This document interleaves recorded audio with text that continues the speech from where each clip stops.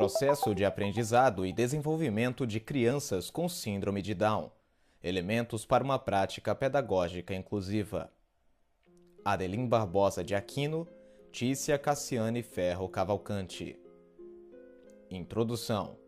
A acessibilidade é um tema bastante atual e tem ganhado grande relevância social, o que envolve exigências legais que precisam ser garantidas à pessoa com deficiência.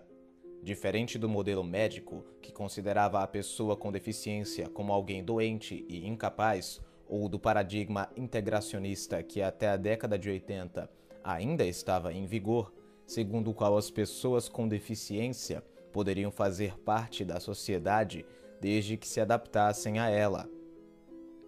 O paradigma da inclusão defende que a sociedade é quem deve oferecer condições para atender às necessidades dessas pessoas.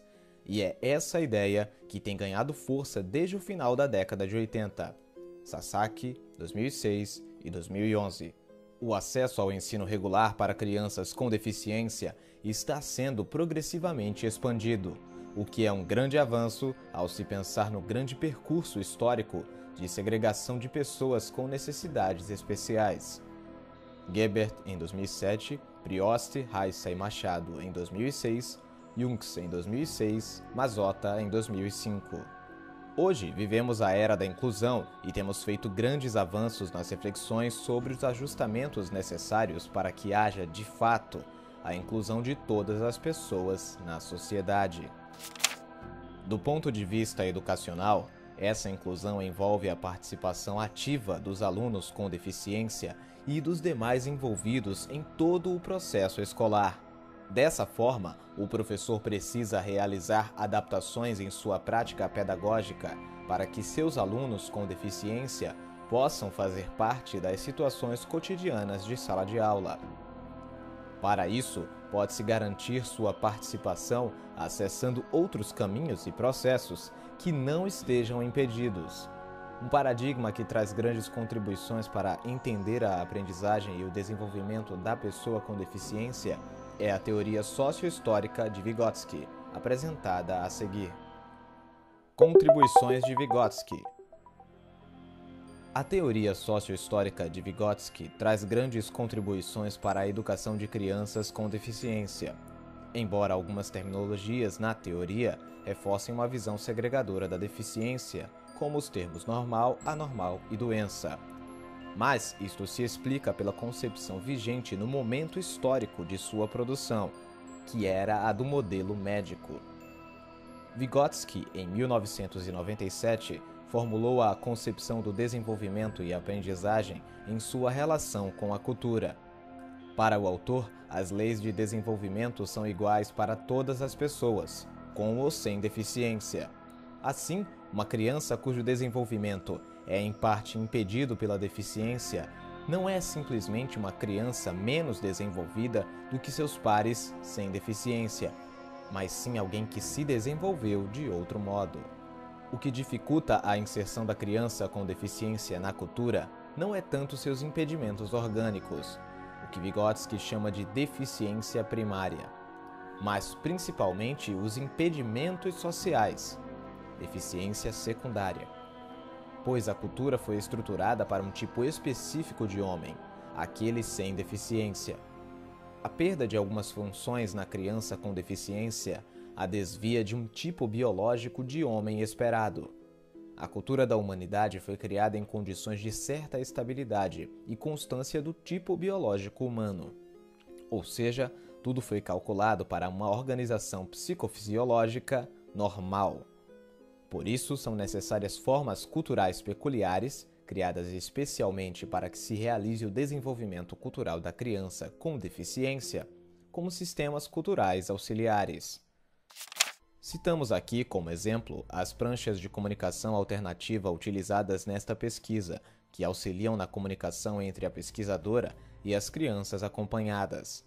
A comunicação alternativa contempla recursos e estratégias que complementam ou trazem outras possibilidades para a fala de difícil compreensão ou inexistente através de pranchas de comunicação e vocalizadoras portáteis, conforme descreve Rayleigh em 2004.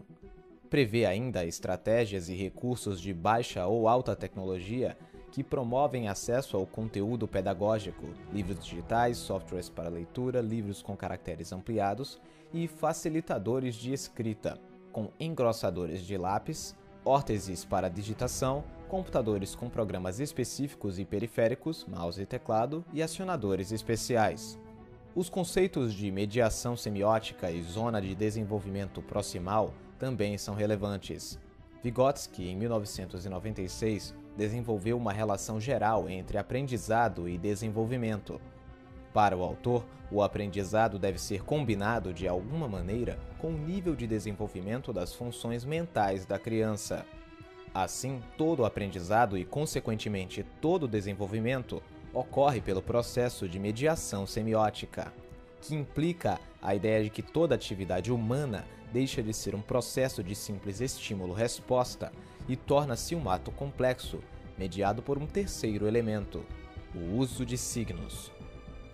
Nesse âmbito, Vygotsky, em 1996, reforça que o uso de signos conduz os seres humanos a uma estrutura específica de comportamento que se destaca do desenvolvimento biológico e cria novas formas de processos psicológicos enraizados na cultura.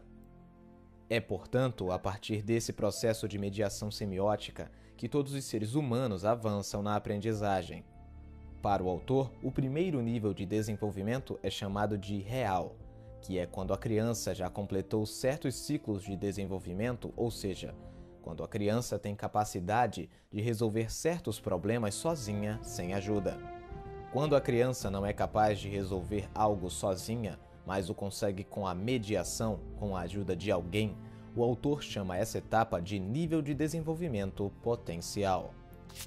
Assim, todos os esforços do professor devem ser direcionados para o desenvolvimento potencial, cabendo ao professor incidir na zona de desenvolvimento proximal, ZDP, que é a distância entre o nível de desenvolvimento real, que se costuma determinar através da solução independente de problemas, e o nível de desenvolvimento potencial determinado através da solução de problemas sob a orientação de um adulto ou em colaboração com os companheiros mais capazes. Vygotsky, em 1996, página 112. O nível de desenvolvimento real se define por funções que já amadureceram. Já o nível de desenvolvimento potencial se define por funções que ainda não amadureceram, mas que estão em processo de maturação.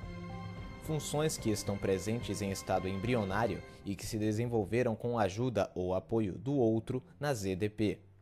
O conceito de ZDP possibilitou uma nova fórmula entre aprendizagem e desenvolvimento.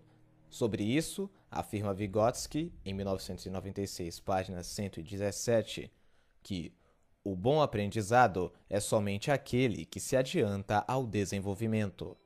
Ele propõe que um dos aspectos essenciais do aprendizado é o fato de ele criar a ZDP, ou seja, o aprendizado desperta vários processos internos de desenvolvimento que são capazes de operar somente quando a criança interage com as pessoas em seu ambiente.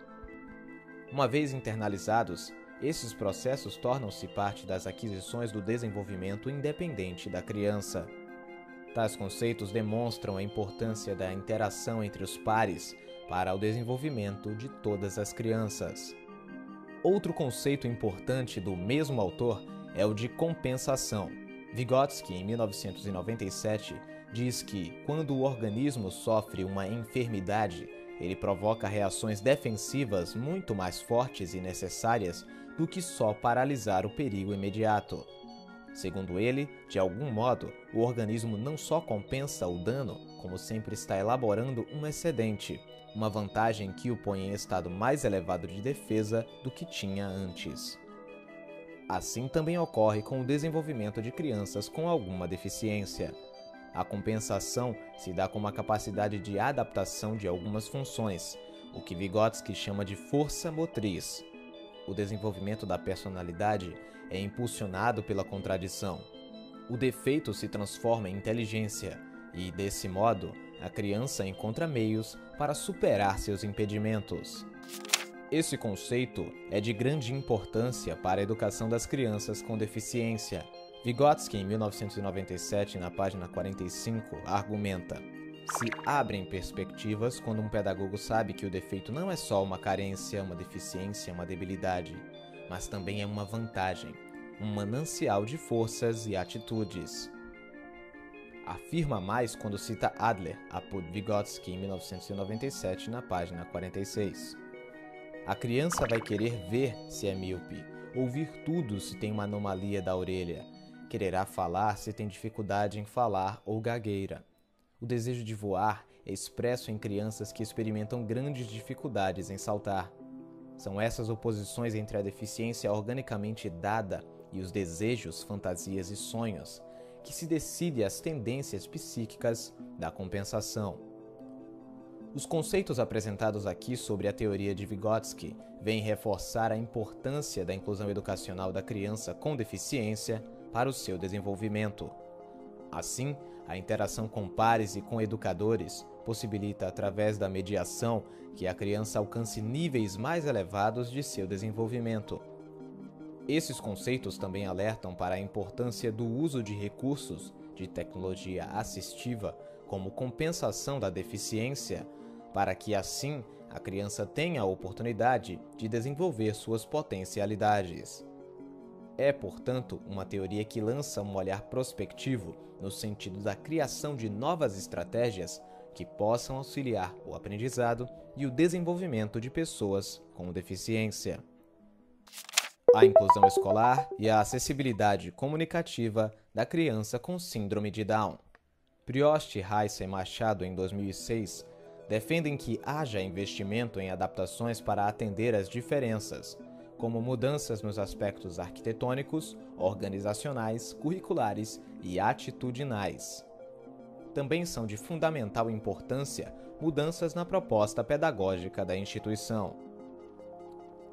Pesquisas como a de Ferreira e Oliveira, em 2010, discutem que, muitas vezes, os professores são preconceituosos, pois acreditam que crianças com síndrome de Down, por terem impedimentos comunicativos, não conseguem aprender. Isso porque a linguagem oral tem grande destaque nos processos educativos. A criança com síndrome de Down constrói sua compreensão de mundo, mas a expressão dessa compreensão por meio de palavras exige mais tempo do que acontece com as outras crianças. Pesquisadores mencionam que há um descompasso entre a produção e a compreensão de linguagem oral. Limong, em 2004, Porto Cunha e Limong, em 2008. A compreensão da linguagem é mais preservada quando comparada à produção e expressão, ou seja, a criança com síndrome de Down compreende melhor do que se expressa. A compreensão da linguagem é mais preservada quando comparada à produção e expressão, ou seja, a criança com síndrome de Down compreende melhor do que se expressa. Os motivos que levam as crianças com síndrome de Down a falarem tardiamente são decorrentes da hipotonia muscular, da baixa atenção, da deficiência na memória auditiva e de curto prazo e principalmente da deficiência intelectual. Por outro lado, essas crianças apresentam forte consciência e percepção visual, o que acarreta habilidades de aprendizagem nesse sentido, que, associadas à memória auditiva, pode conduzir à compreensão do ambiente à sua volta e possibilitar o seu desenvolvimento e aprendizagem. Por isso, a importância da utilização de instrumentos pedagógicos voltados à memória visual. Ferreira e Oliveira, em 2010. A criança com deficiência intelectual já chega à escola com certa comunicação alternativa construída na família para expressar os seus desejos. Ou seja, mesmo sem muito refinamento, em geral, ela já chega se comunicando de alguma forma. Ela pode tentar se comunicar com olhares e gestos. Cavalcante, em 2011, afirma que, no caso da pessoa com síndrome de Down, para compensar os impedimentos na comunicação, ela, em geral, desenvolve de modo significativo a comunicação gestual, com o objetivo de ser melhor compreendida. Dessa maneira, as palavras expressas verbalmente parecem desempenhar um papel secundário na sua comunicação. Medeiros, em 2011, comenta que os gestos são atos sociais, pois envolvem interação, adaptação recíproca de comportamentos. Ele diz que, num primeiro momento, os gestos desempenham a função de expressar emoções.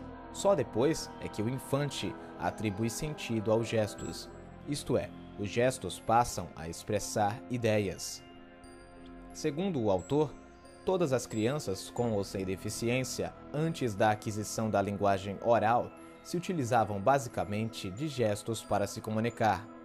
Gradativamente, os gestos vão diminuindo e as crianças vão utilizando cada vez mais a linguagem oral. Mas isso não significa um abandono total dos gestos.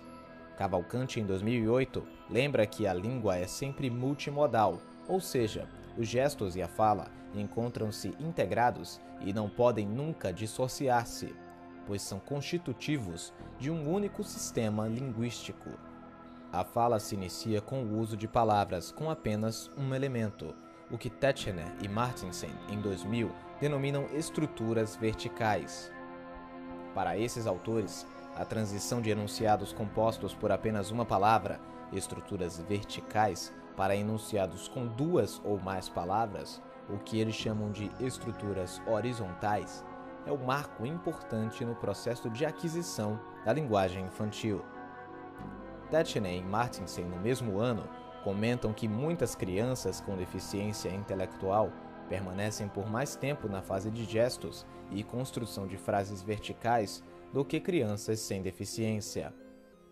Assim, a comunicação alternativa pode se apresentar como importante recurso de apoio para o desenvolvimento da linguagem da criança com impedimentos comunicativos. A comunicação suplementar e alternativa é uma abordagem que pretende complementar ou substituir a fala natural.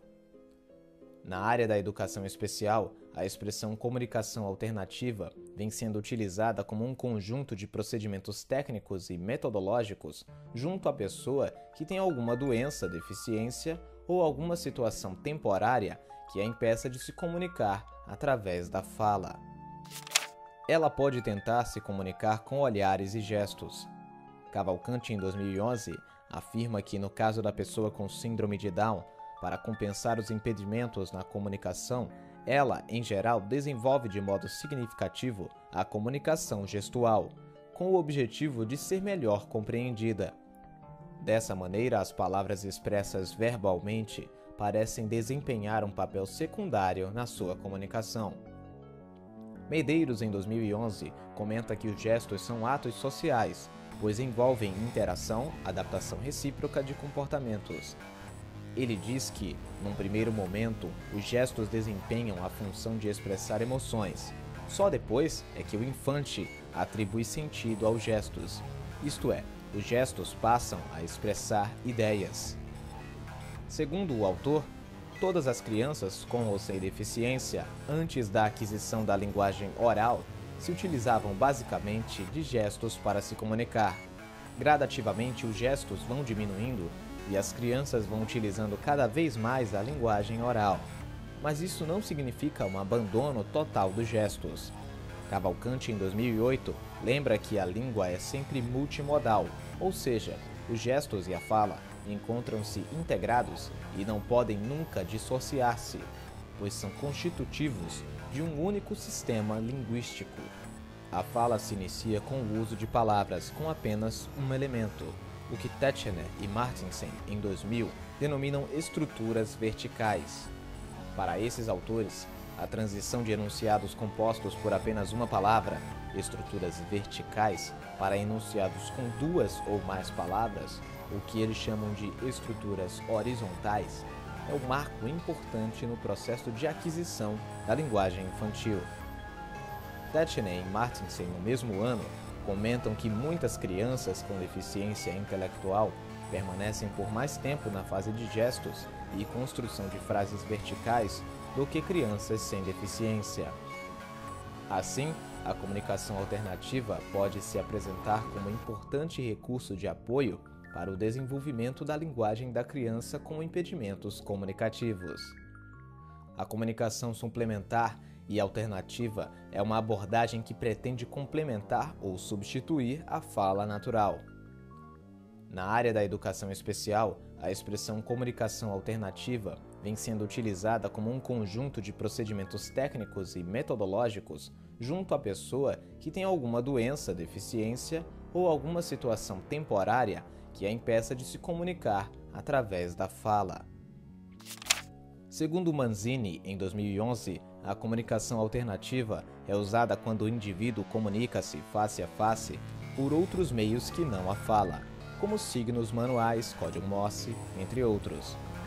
O autor afirma que esses procedimentos utilizados na comunicação alternativa não estariam competindo com a fala, mas dando suporte, apoio ou, em última instância, sendo alternativa a ela. Trabalhar com sistemas de comunicações alternativas implica dar voz, permitir a expressão do desejo, contribuir com a autonomia da pessoa em questão. Os mais utilizados sistemas de comunicação alternativa é o sistema BLISS, baseado na língua chinesa, e o PCS, Picture Communication Symbols, que utilizaremos nesta pesquisa. O sistema PCS, Picture Communication Symbols, símbolos de comunicação pictórica, possui desenhos simples, de fácil reconhecimento e é adequado para usuários de qualquer idade. Os símbolos estão divididos em 6 categorias de palavras: social, pessoas, verbos, descritivo, substantivo e miscelânea. Ele é facilmente combinável com outros sistemas de símbolos, figuras e fotos para a criação de recursos de comunicação individualizados. O software Boardmaker é um material que vem sendo fornecido pelo Ministério da Educação para as salas de AEE, Atendimento Educacional Especializado, das escolas públicas.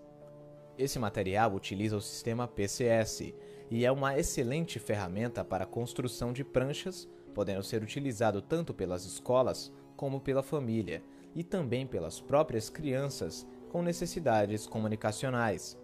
O exemplo da figura 1 retrata uma prancha construída nesse software que apresenta aspectos do cotidiano do usuário.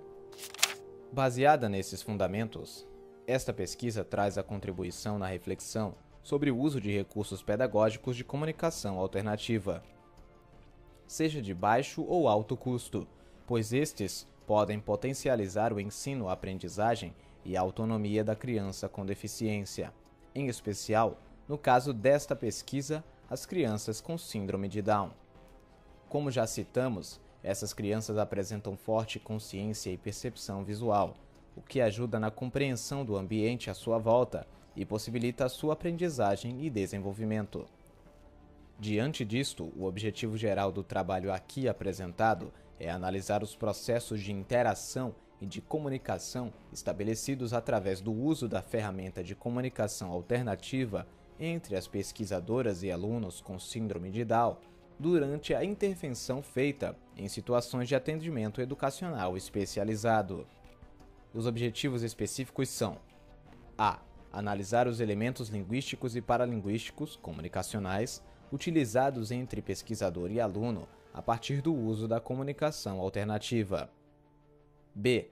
Identificar as dificuldades comunicacionais apresentadas durante o processo de intervenção através do uso da comunicação alternativa com alunos com síndrome de Down. C. Verificar os avanços na comunicação dos alunos, que se caracteriza pela diminuição do uso de gestos e de construções verticais verbalizadas, as frases com uma palavra só, e pelo aumento do uso de construções horizontais verbalizadas, frases constituídas com mais de 2 palavras.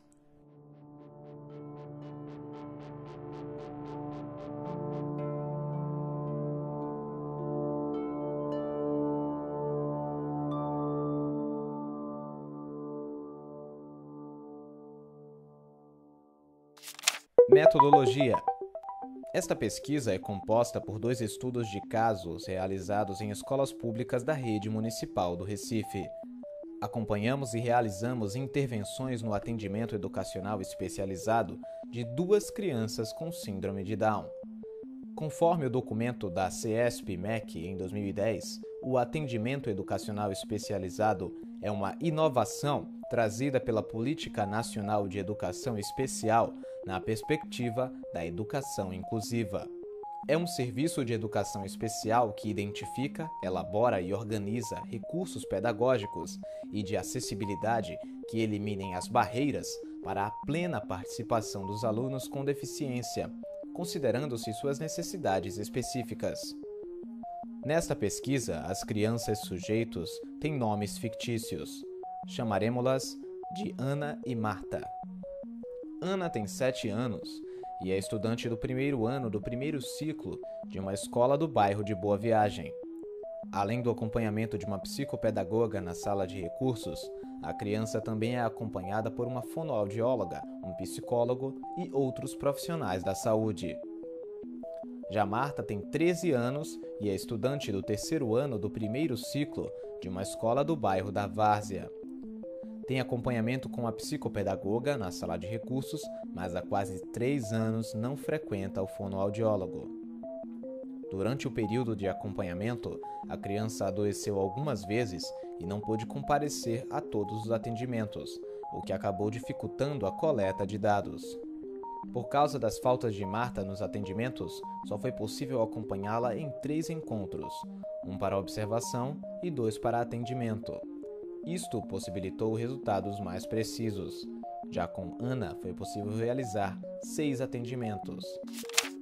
Para Ana foi estruturado um plano de atendimento baseado na história Uma Tartaruga a 1000 por hora, de Honora em 2008. A escolha do tema se deu por 2 motivos. Pois esse tema estava sendo trabalhado pela professora nas aulas regulares, a qual, à época, estava desenvolvendo um trabalho de alfabetização a partes da temática de animais. Também porque essa narrativa propicia uma discussão acerca da hiperatividade, já que a criança é bastante hiperativa, o que dificultava o trabalho em sala de aula, no atendimento educacional especializado e nas sessões de terapia, como relatou a fonoaudióloga da criança. O livro conta a história de uma tartaruga com transtorno de déficit de atenção e hiperatividade, TDAH, que tinha comportamento muito agitado na escola. Baseando-se na história mencionada e em seus personagens, construímos pranchas atividades de auxílio à comunicação voltadas para a aquisição da escrita. Com Marta, também buscamos desenvolver a aquisição do sistema de escrita, seguindo o trabalho da psicopedagoga que a acompanha. No primeiro atendimento, trabalhamos com rimas através da leitura do poema de Cecília Meirelles, As Meninas. Depois foi proposto um jogo de cartões em que a criança teria que encontrar os pares que rimavam. No segundo encontro, buscamos trabalhar a mesma temática que desenvolvemos com Ana, os animais. Não foi possível, com Marta, vincular o plano de atendimento com o trabalho da professora da sala de aula regular, pois esta não se mostrou disponível em colaborar com a pesquisa.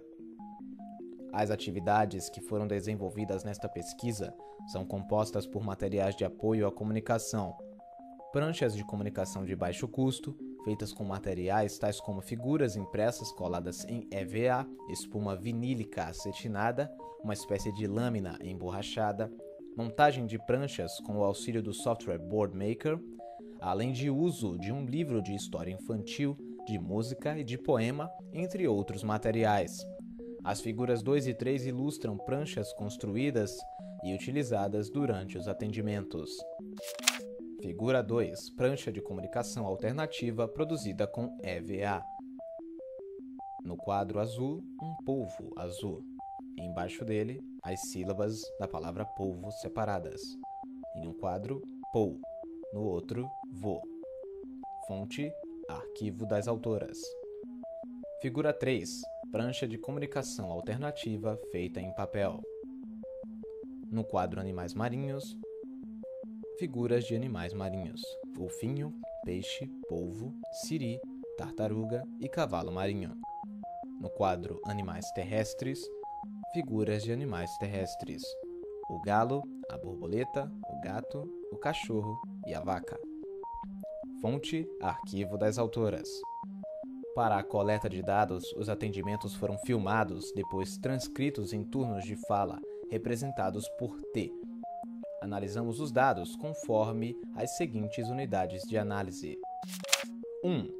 Interação, resposta à pergunta da pesquisadora e comportamento hiperativo. 2. Mediação e ZDP, resolução de problemas com ajuda. 3. Processos de compensação, gestos, apontar, olhar, expressão facial, dentre outros, e adaptações, comunicação alternativa. 4. Comunicação, linguagem oral, construções verticais, um só elemento, e horizontais, mais de um elemento.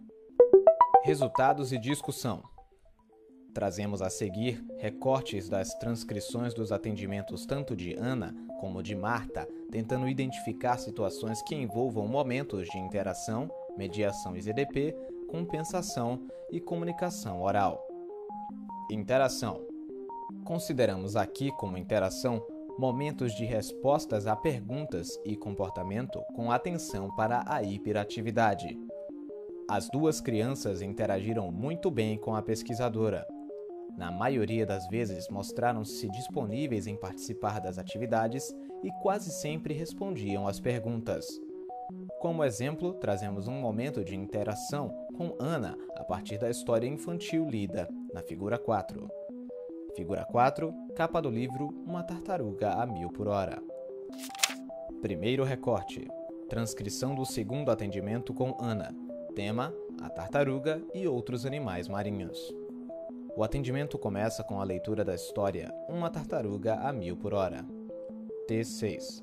Ana: um sapo. Fala o S com som de X. T5. Pesquisadora: essa historinha é bem legal, tenho certeza que você vai gostar. O que é que você está vendo aqui na capa do livro?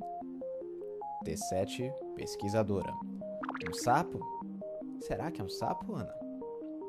Ana tenta explicar, mas é incompreensível, então ela faz um gesto de mergulho tapando o nariz. T8. Pesquisadora: ah, ele mora na água, não é? São tartarugas. Você já viu tartarugas? Ana não responde.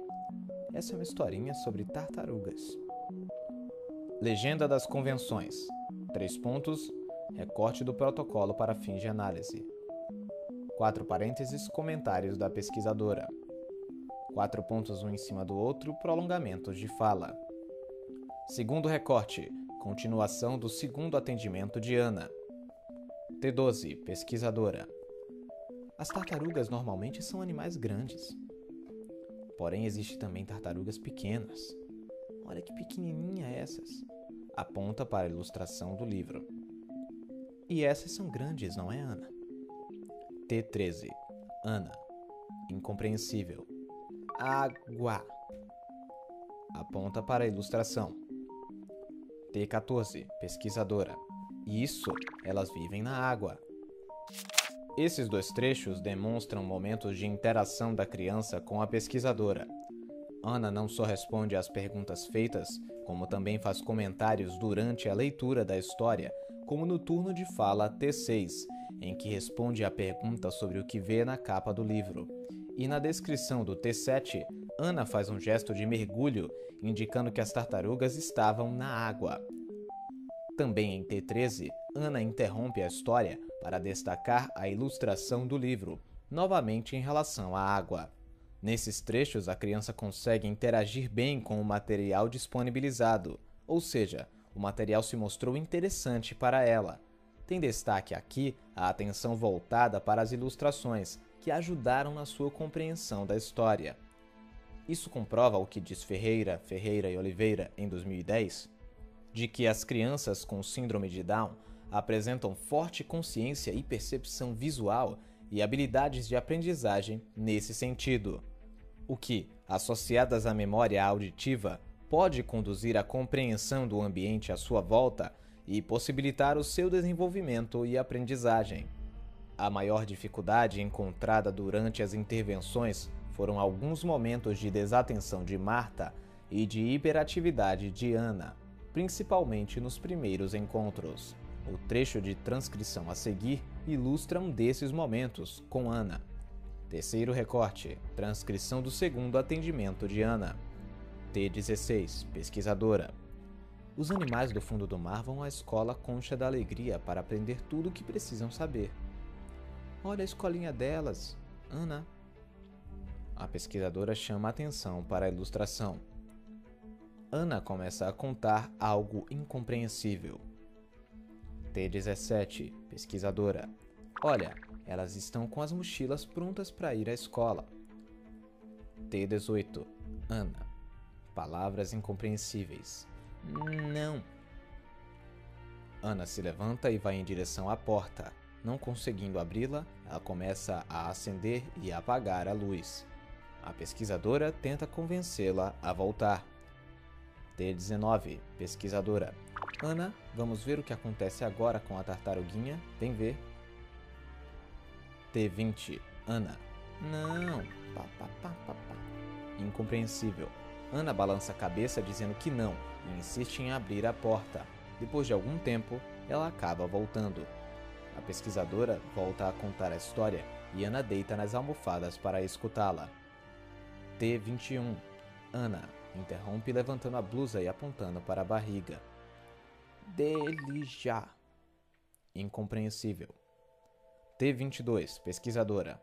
Ela tem barriguinha, vê que bonita. É verdinha a barriguinha dela. Continua a história. Ana escuta a história por algum tempo, mas depois volta a ficar dispersa. A pesquisadora tenta chamar sua atenção para as ilustrações. Ana se mostra interessada, então ela volta a contar a história. A criança demonstra um momento de desinteresse pela atividade e fica inquieta, como registrado em T20. Isso acontece também em outros atendimentos, principalmente quando relacionados a atividades mais longas. Ana inicialmente interage bem com a atividade, mas por um curto período de tempo. Depois fica dispersa e dificilmente volta a prestar atenção. Ao se propor atividades de contação de histórias com crianças com síndrome de Down, não se pode ficar apenas na leitura, por mais dinâmica que ela seja. Explorar as ilustrações do livro e utilizar recursos adicionais, a exemplo de miniaturas dos objetos explorados na leitura e de pranchas de comunicação alternativa, podem garantir a acessibilidade cognitiva dessas crianças. Marta também apresentou momentos de desatenção, mas bem mais curtos que Ana. Algumas vezes Marta se distraía, também levantava e andava pela sala, mas logo voltava à atividade. Mediação e ZDP. Após a leitura do poema de Cecília Meirelles, As Meninas, realizamos um jogo de cartões com figuras, no qual Marta deveria identificar as palavras pares que rimavam. Quarto recorte. Transcrição do atendimento de Marta. Tema: palavras que rimam. T14, pesquisadora. Qual a figura aqui que rima com o presente? Que tem o mesmo pedacinho no final. Marta pega e mostra a figura do palhaço. T15, pesquisadora. Será que presente rima com palhaço? Elas têm a mesma letrinha no começo, a letrinha P, mas a gente vai procurar as figuras que têm o mesmo som no final. Olha, será que presente não rima com dente? Será que não tem o mesmo pedacinho no final? T16, Marta. Não, é o lacinho. T17, pesquisadora. O lacinho também tem no presente, mas a gente vai prestar atenção no som da palavra, tá certo? Esse pedacinho final de presente, ente, rima com que outra palavrinha aqui? T18, Marta. Sei não. Inicialmente, a criança parece não ter compreendido a atividade sobre rimas, mas tenta associar as figuras sob alguma lógica. Primeiro, ela associa a palavra presente a palhaço, descrição do T14. Depois presente a laço, em T16. Dessa vez pelos elementos das figuras. Tinha um laço na figura presente. Nesse caso, ela faz uma associação semântica. Todavia, depois da mediação da pesquisadora no recorte 5 a seguir, a criança passa a compreender e consegue formar os pares dos cartões sozinha. Quinto recorte. Continuação do atendimento de Marta. T43. Pesquisadora. Leão e borboleta. Será que tem o mesmo final? Eta. Será que elas se parecem? O som tem que ser o mesmo no final da palavra. Olha, vou te ajudar. Borboleta. Rima com leão ou com chupeta? Mostra os cartões. T44, Marta. Upeta. Chupeta. T45, pesquisadora. Chupeta e borboleta? A acessibilidade cognitiva implica a utilização de recursos de tecnologia assistiva, TA, que permitam à pessoa com deficiência de ordem intelectual a aprendizagem e o desenvolvimento por outros caminhos que não por aqueles que esteja impedido. Mesmo que estudos apontem que crianças com síndrome de Down não desenvolvem habilidades de consciência fonológica e outros demonstrem que elas têm bom desempenho em uma tarefa simples de detecção de fonema, de acordo com Cardoso, Martins e Fritt em 1999, questiona-se aqui se essas crianças testadas nesses estudos, dentro de uma perspectiva homogeneizadora, tiveram respeitadas as suas especificidades, a exemplo da temporalidade e do favorecimento da aprendizagem ao se utilizar de recursos visuais. Não se respeitando os aspectos mencionados, algumas tarefas de consciência fonológica exigem habilidades linguísticas que não favorecem a aprendizagem dessas crianças. No caso da atividade desenvolvida com Marta, o objetivo não foi testá-la, mas simplesmente desenvolver habilidades de consciência fonológica que são essenciais para a apropriação do sistema de escrita alfabético. Para isso, as pesquisadoras se utilizaram de recursos visuais que permitiram a reflexão da criança. Vygotsky, em 1996, define a zona de desenvolvimento proximal como funções que ainda não amadureceram, mas que estão em processo de maturação. O autor argumenta que se trata da distância entre o que a criança já sabe solucionar sozinha e o que ela pode solucionar com a mediação de alguém. Marta fez algumas associações para tentar formar os pares dos cartões sozinha, mas não conseguiu. Quando a pesquisadora pergunta a Marta em T14, que figura rima com presente, Marta tenta fazer algumas associações e depois responde em T18, sei não. Mas com a ajuda da pesquisadora, ela mostra ter entendido, como se pode ver em T43, pesquisadora. Leão e borboleta. Será que tem o mesmo final? Eta. O som tem que ser o mesmo no final da palavra. Olha, vou te ajudar. Borboleta. Rima com leão ou com chupeta? Mostra os cartões. A pesquisadora dá duas opções de resposta para Marta, e ela agora parece compreender de acordo com suas respostas em T44, Marta, upeta, chupeta, T45, pesquisadora. Chupeta e borboleta? A pesquisadora tenta confirmar. T46, Marta. Sim. E agora Marta já consegue formar os pares sozinha. T47, pesquisadora. Agora só faltam dois pares. Quais são os cartões que rimam? Marta pega os cartões laço e palhaço. T48, pesquisadora. Laço e palhaço? T49, Marta. Sim. T50, pesquisadora. Rimam? Marta balança a cabeça em sinal de positivo. Também em T50 a 56, Marta consegue formar sozinha o par leão e avião. Processos de compensação. Sexto recorte. Transcrição do segundo atendimento de Ana. Atividade: montagem de pranchas de animais marinhos e animais terrestres. T62, pesquisadora. Olha, vem cá. Ficou linda a sua montagem, mas vem cá para eu te perguntar uma coisa. Será que o peixinho, ele vive mesmo na terra ou ele vive aqui no mar? T63, Ana. Nessa, aponta para a prancha da terra. T64, pesquisadora. Aqui mesmo? T65, Ana. Assim. T66, pesquisadora. E o polvo? Será que ele vive aqui na terra? Você já viu um peixe na terra? Um peixe vivo? T67, Ana. Incompreensível. T68, pesquisadora. E aqui na prancha no mar? Será que o cachorro mora mesmo aqui no mar? Dentro da água? Ou será que é aqui a casa dele, na terra? Você quer trocar? T69, Ana. Não. T70, pesquisadora. É não? É aqui mesmo? T71, Ana. Ali. Aponta para a prancha do mar. Sétimo recorte. Transcrição do terceiro atendimento de Marta. Tema: palavras que rimam. T24, pesquisadora. Olha aqui a janela. T25, pesquisadora. E janela, rima com o quê?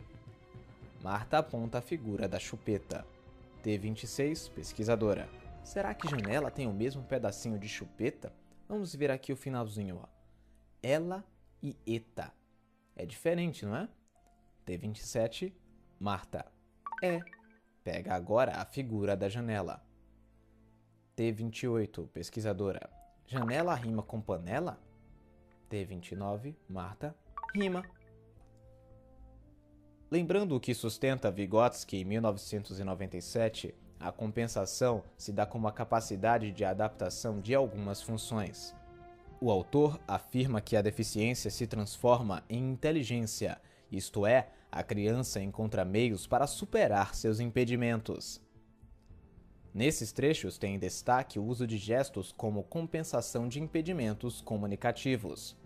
Como também ocorre na descrição do turno de fala T7, no primeiro recorte da primeira sessão dos resultados de discussão, em que Ana faz um gesto de mergulho tapando o nariz para identificar que as tartarugas estavam na água. As crianças também fizeram uso muitas vezes de gestos de apontar, como faz Ana no T63 e T61, pois aponta para as pranchas para se comunicar onde grudar os cartões com os animais, assim como faz Marta no recorte 7, quando aponta o cartão com a figura para responder à pergunta da pesquisadora. Desse modo, as pranchas, os cartões e as ilustrações foram muito importantes não só para a comunicação das crianças com a pesquisadora, pois permitiram que as crianças, quando tinham dificuldade de falar algo, se expressassem a partir da utilização desses recursos junto com os gestos. Desse modo, as pranchas, os cartões e as ilustrações foram muito importantes não só para a comunicação das crianças com a pesquisadora, pois permitiram que as crianças, quando tinham dificuldades de falar algo, se expressassem a partir da utilização desses recursos junto com os gestos, como também para favorecer o envolvimento das crianças nas atividades, o que potencializa o ensino-aprendizagem e a autonomia destas. Comunicação, linguagem oral. O uso de gestos faz parte do processo de aquisição da linguagem. Medeiros, em 2011, relata que todas as crianças, com ou sem deficiência, antes da aquisição da linguagem oral, se utilizam basicamente de gestos para se comunicar. Gradativamente, os gestos vão diminuindo e as crianças vão utilizando cada vez mais a linguagem oral. Tetchener e Martinsen, em 2000, relatam que as crianças com deficiência intelectual permanecem por mais tempo na fase de gestos e construção de frases verticais, com apenas um elemento, do que crianças sem deficiência. As crianças acompanhadas nesta pesquisa ainda se utilizam muito de gestos, principalmente Ana, como já relatamos. Em relação à fala, essas crianças parecem estar em estágios diferentes. Oitavo recorte. Transcrição do quinto atendimento de Ana. Atividade: montagem de prancha com os nomes dos animais da história. T21, pesquisadora. Que bichinho é esse? T22, Ana. Peixe. T23, pesquisadora. Muito bem. T24, pesquisadora. E esse daí? Aponta para a prancha da baleia. T25, Ana. Incompreensível. T26, pesquisadora. T27, Ana. Eia. T28, pesquisadora. Isso, baleia. Em relação à linguagem oral, Ana tem ainda muita dificuldade de pronunciar palavras. Quando ela fala, usa na maioria das vezes balbúcios, mas apresenta avanço em algumas palavras curtas utilizadas por ela no dia a dia. Ana também consegue construir algumas frases verticais, embora algumas vezes ela prolongue a vogal, como em T13 no recorte 2, água, ou em T6 no recorte 1, sapo. Já Marta quase não apresenta mais balbucios, e dos gestos utiliza apenas o de apontar. Sua linguagem apresenta mais frases verticais, que ela constrói sem dificuldades, mas também consegue elaborar algumas frases horizontais, com mais de um elemento. Embora essa criança ainda não tenha uma pronúncia muito clara, é possível entendê-la. Podemos ter como exemplo os turnos de fala do recorte 4. T16, Marta: não, é o lacinho. T18, Marta: sei não. E até frases mais longas, como a seguinte do recorte 5. T51, Marta: combina com esse aqui. Não foi possível observar avanços na aquisição da linguagem após as intervenções. Isto porque a pesquisa foi realizada em um curto período. Conclusões. Os resultados desta pesquisa demonstram que o recurso de acessibilidade utilizado nos atendimentos, pranchas de comunicação, pode ser avaliado com sucesso, pois contribuiu com a interação das crianças nas atividades realizadas, assim como contribuiu na comunicação entre as alunas e a pesquisadora. Quanto à aquisição de linguagem, não foi possível observar avanços na comunicação das mesmas, pois a pesquisa foi realizada em um curto período de tempo.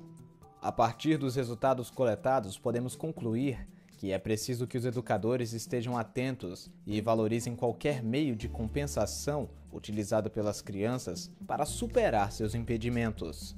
No caso desta pesquisa, mesmo com pouca comunicação oral, as crianças com síndrome de Down conseguiram fazer uso de outros recursos para estabelecer a comunicação, a exemplo de pranchas de comunicação, jogos e miniaturas.